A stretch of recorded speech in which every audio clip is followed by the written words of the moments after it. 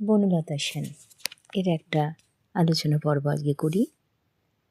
যে বিষয়টা নিয়ে করছি, যে অংশটা নিয়ে করছি, সেটা হচ্ছে সমস্ত দিনের শেষে শিশিরের শব্দের মতন সন্ধ্যা আসে।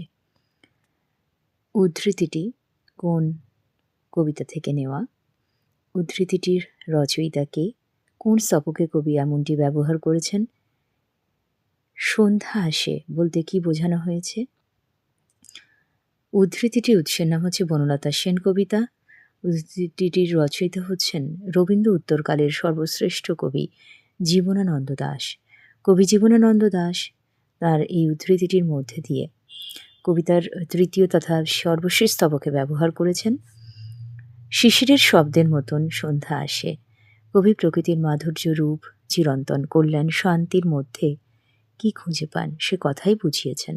দিনের কর্মব্যস্ত এক আলোচনার মধ্যে দিয়ে, এক ভাবনার মধ্যে দিয়ে ব্যক্তি মানুষ ঠিকমতো স্থির হতে যেন পারে না। তার জন্য চাই একটা প্রাকৃতিক কোমল মনের সহাবস্থান, অবস্থান। শিশিরের শব্দ শোনার পরিবেশ সেই কোমল অবস্থার ইঙ্গিত বহন করে। আলোচ্য উদ্ধৃতিটির মধ্যে দিয়ে কবি সেই এক চিরসত্য, শাশ্বত সৌন্দর্যের প্রতীক, সেই পরিবেশকেই আমাদের সামনে ফুটিয়ে তুলেছেন।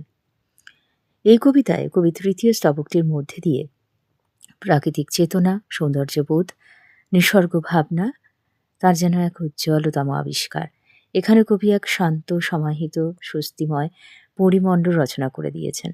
শিশিরের শব্দের মধ্যে দিয়ে সন্ধ্যা নামা এবং চিরের টানায় লেগে থাকা রৌদ্রের গন্ধ মুছে ফেলা, কিংবা পৃথিবীর সমস্ত রং মুছে ফেলে নতুন করে একটা আয়োজন করা যেন মনের খুব কাছাকাছির অংশ। সন্ধ্যার ঘনায়মান অন্ধকারের পর্দায় জোনাকির রঙে ঝিলমিল করা সেই চিরকালের যেন রূপকথার গল্পের মতন অসাধারণ আশ্চর্যের সেই অনুভূতি নিয়ে আবেগময় আবেদন, অনন্তকালের এক শান্ত সমাহিত মূর্তি। এখানে কবি বনলতা সেনের মুখোমুখি বসবার সুযোগ পেয়ে যান। আর এই পর্বেই সমস্ত চিত্রকল্পের আয়োজন শেষ হয়ে যায় যেন। কবির মধ্যে দিয়ে একটা প্রশান্তি, ভাবনা, দিব্য প্রশস্তি, স্থিরতা, শান্ত কোমল আভাস, একটা পরম প্রাপ্তি, একটা ইচ্ছা প্রকাশিত হয়েছে। পাঠকও অনায়াসে উপলব্ধি করতে পারেন কবিতার যে ব্যক্তি অস্তিত্বের পরিধি, সেটাকে যেন অতিক্রম করে একটা নতুন সভ্যতার জন্য, নতুন ভাবনার জন্য প্রকৃতির কাছাকাছি উন্মুখ হয়ে আসতে চান।